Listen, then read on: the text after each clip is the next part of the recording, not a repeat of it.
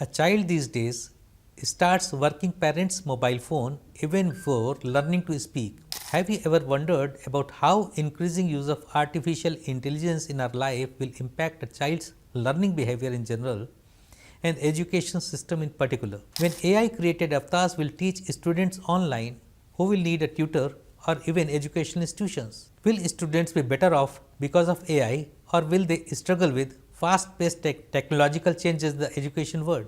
We have been talking about intrusion of AI in our life and its impact with former IAS Officer Mr. Anurag Goel, who prefers to call himself a student of technology and not an expert. In this episode of the web series on artificial intelligence, we shall talk to him about the impact of AI on our education system and the way forward.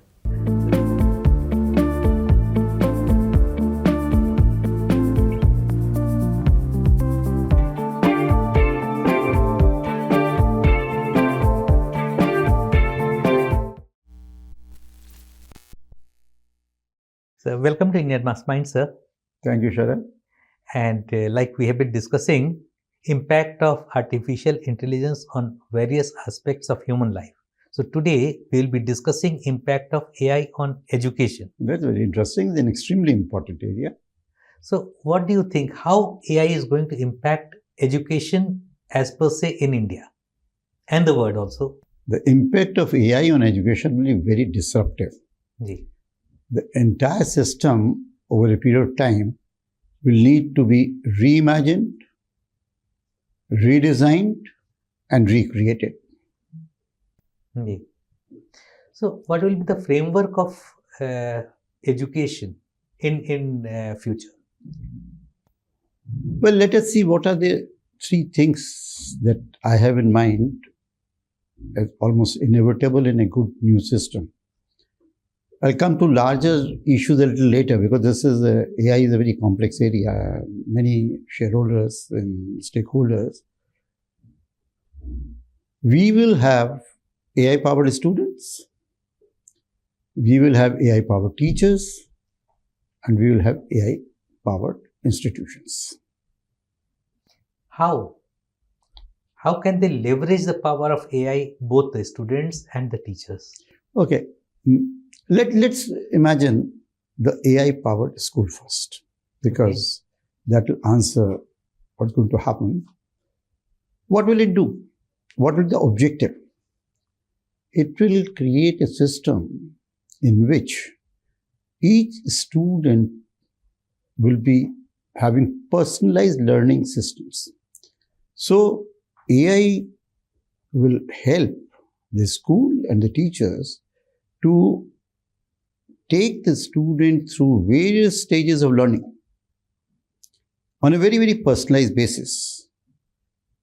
And the talent of each student will be discovered early and will be groomed.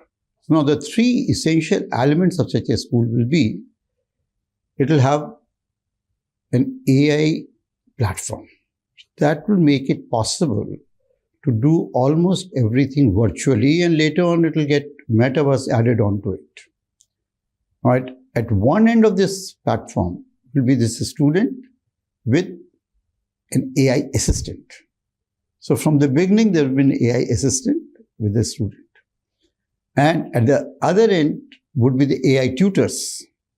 Now, all this virtual system, AI assisted system, will actually assist that AI-powered teachers. You know, the teachers themselves will be AI-powered in a different way, and we'll talk about it as we go along. So what happens is that we create a system where the power of AI is utilized both in learning, teaching, and in communicating. And then, as I can explain more in terms of what it means in an external sense. So that is the essence of an AI-powered school. But sir, if students are equipped with assistant, AI assistant, virtual assistant, and virtual assistant is catering to individual needs of students, their intellect, their knowledge, it will be working in tandem with them. So won't that make teachers redundant? जब सारा कुछ assistant पढ़ा रहा है तो teachers की जरूरत कहाँ रहेगी? In fact, it's a very good question, but look at it this way.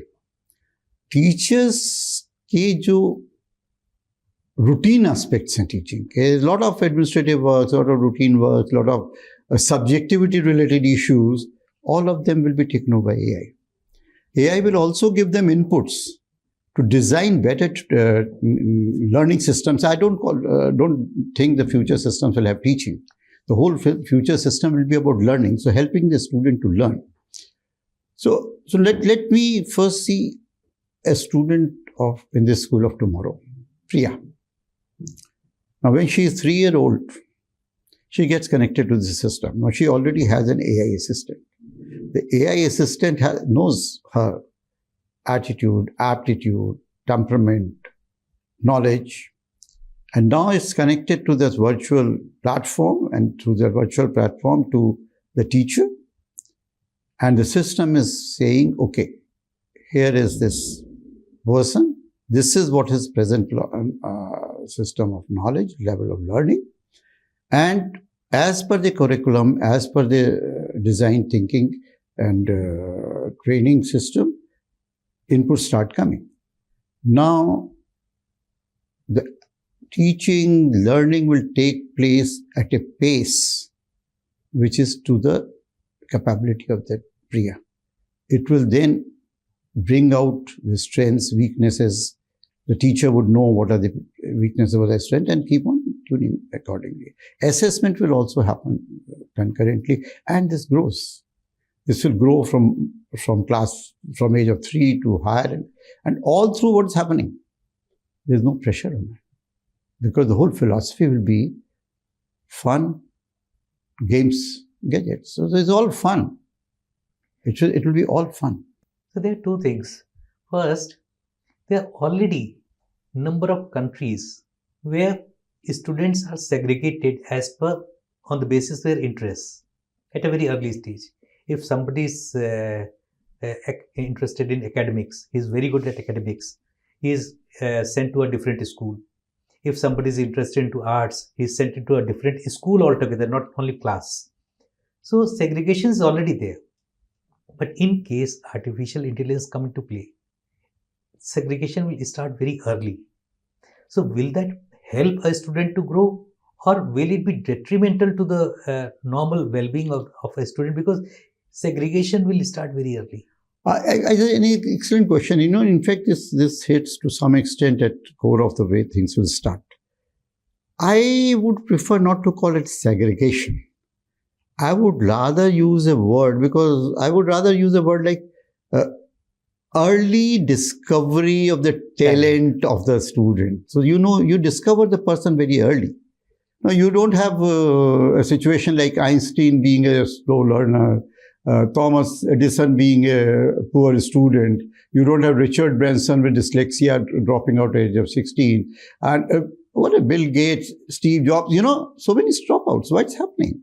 And then there are people this girl who did her MBA because to satisfy the parents, and then came back to acting because that's what she wanted to do. So that will go. And the other thing is, once your talent is identified, parents will not pressurize you, because they know now this is actually my child is going to be a tennis star, he's going to be a cricket star, he's going to be a musician, he's going to be an actress, whatever. So currently, I think this is something very important for parents to understand more than anybody else. So you mean to say parental aspirations will be gone? No, I would say, in fact, parents' aspirations will be suitably modified and they will bloom. These children will bloom. Students of tomorrow, I see them, million flowers blooming all over. Because what's going to happen? This talent is identified early, it is groomed early, and it is then channelized early, it is supported early. So, and there's no limitation. I think this is the point I want for every parent to understand and every individual to understand. Much that we are not able to do in life is because we think we are limited. Yeah. The moment you take the concept that a child has unlimited potential, it may be in area X or it may be in area Y, it may be in area, but there's no child who is not inherently a genius. Just imagine the power of this concept. If that is there and the parents are convinced that AI will help us discover and groom that. So today you think, no, I mean, my child is not good enough. I cannot do that. I think I'm not capable of doing it. So all this thing will go, because then you will say, no, there's a more objective assessment. Now let me come to assessment, since you are talking about assessment. So how AI will be assessing students? Okay. AI will help in assessment, in personalized learning, in pacing the training, then identifying the areas which need to be strengthened, areas which need to be nurtured. All this will go to the AI teacher. And I can now come to the point of not only AI teachers and tutors, I'll come to the teacher. The teacher is AI empowered, so the teacher knows, okay, this is what needs to be done. So now you have very clear assessment of what the student needs. You have the best AI tutors. Now AI tutors again created, and then you have access to the best teachers in the world.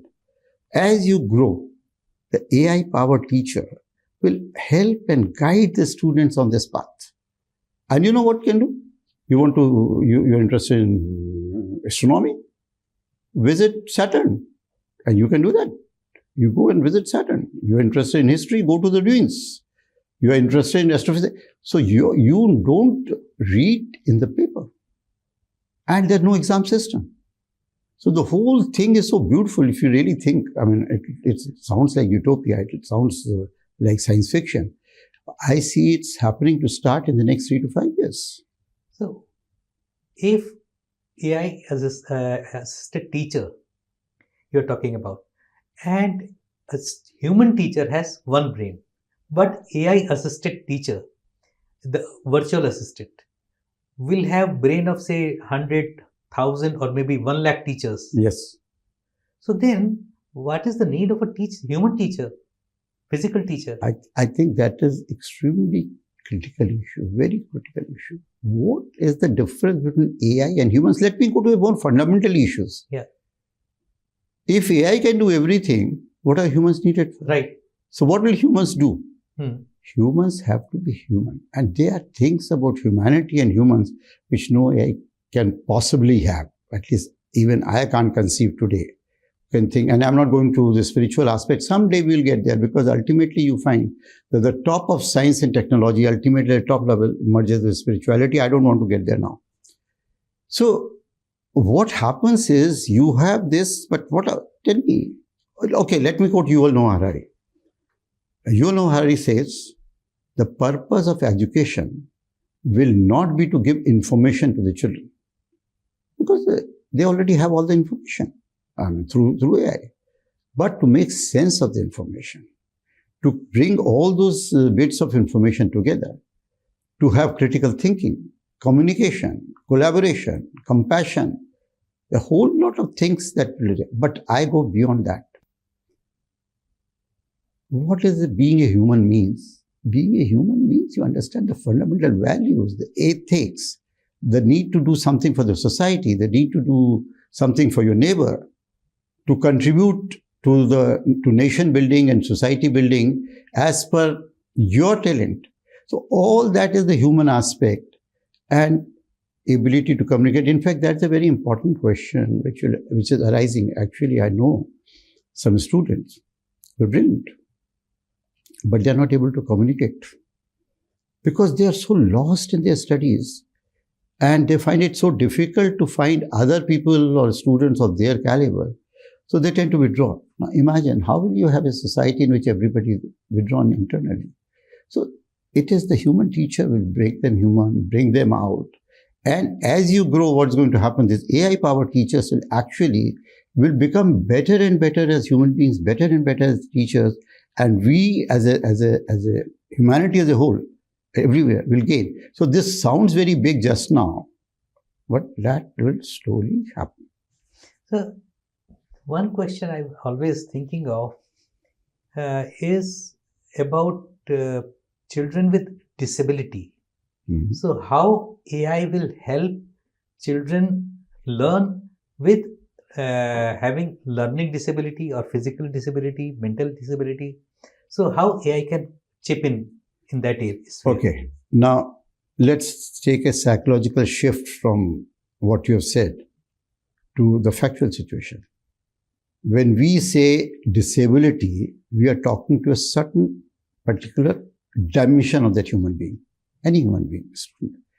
Actually, that human being has infinite dimensions, or at least a large number of dimensions.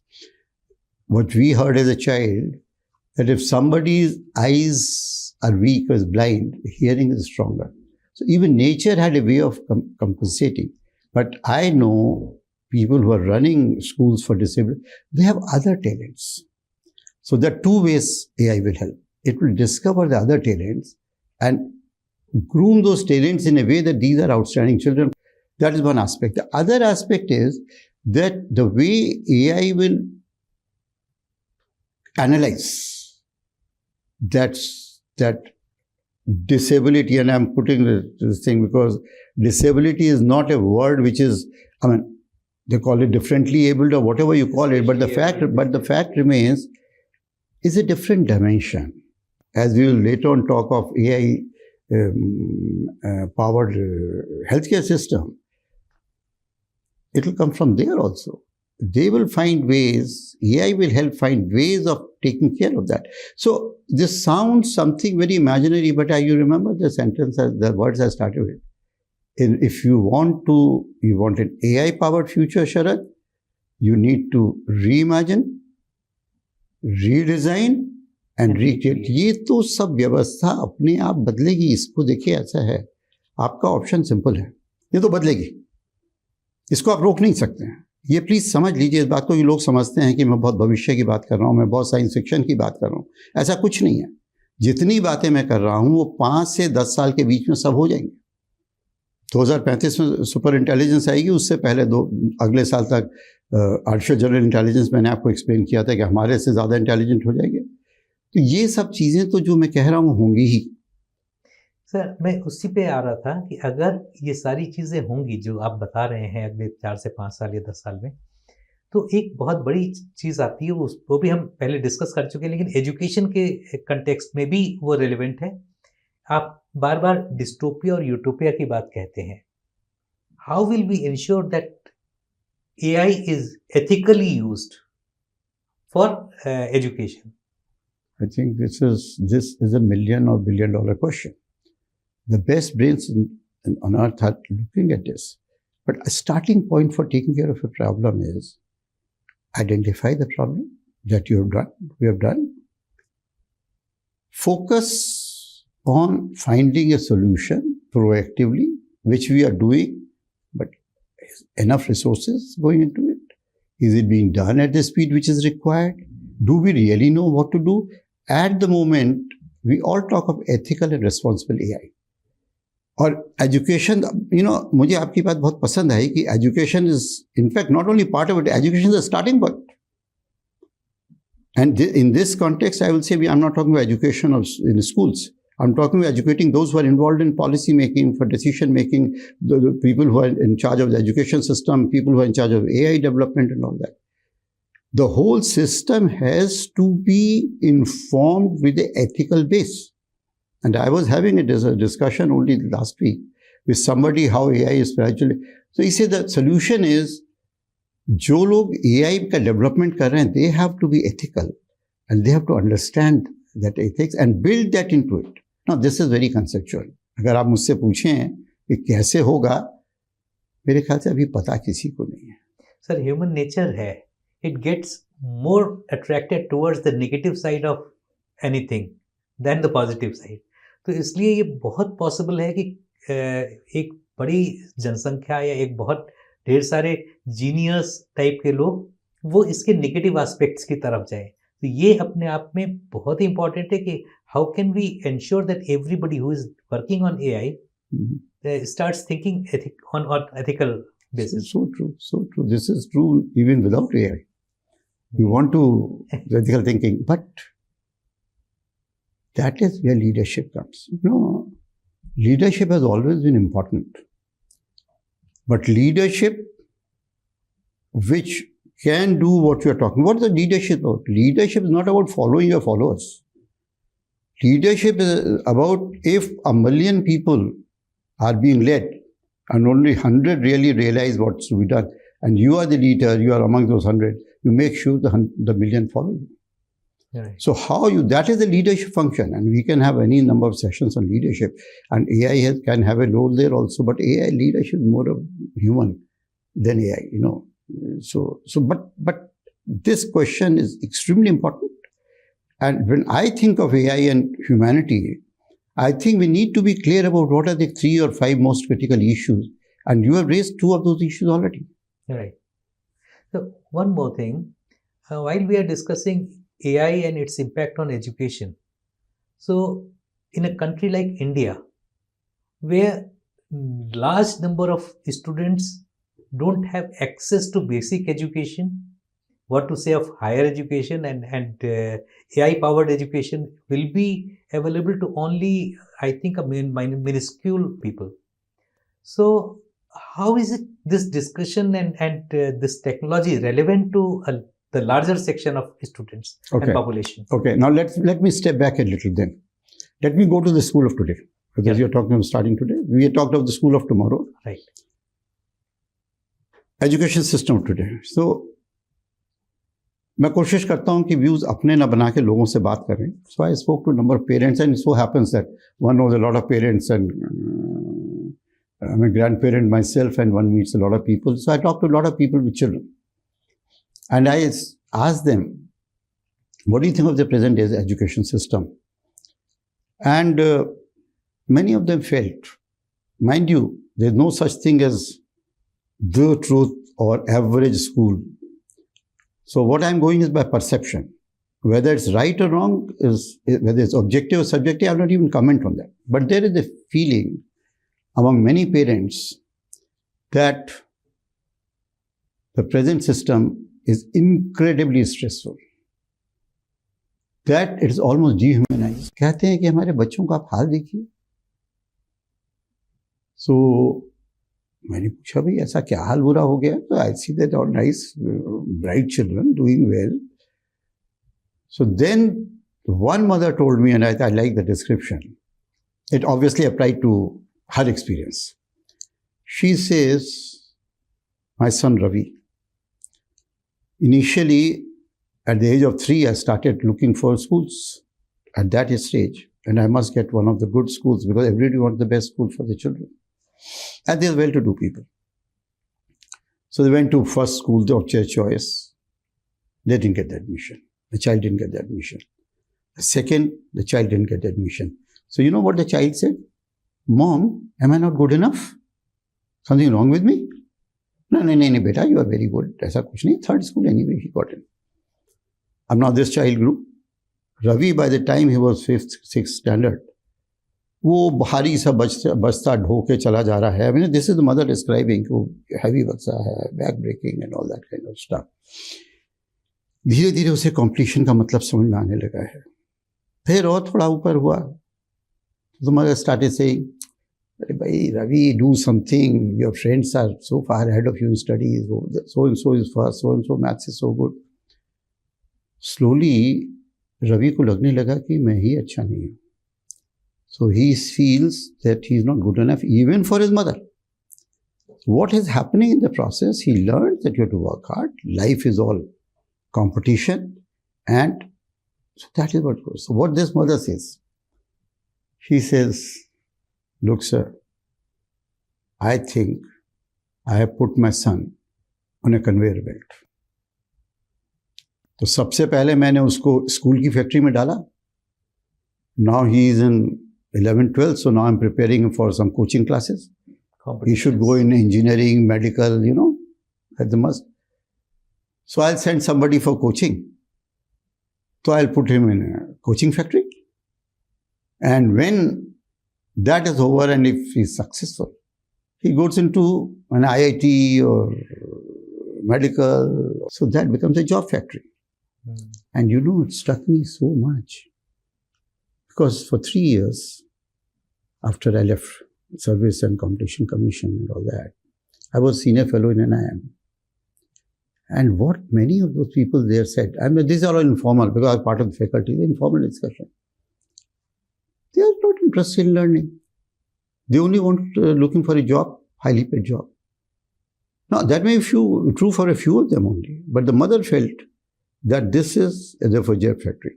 In IIT, where I was in for 5 years, faculty and director had serious discussions that these people are students, their level of understanding is not what everybody used to say, what was in our time.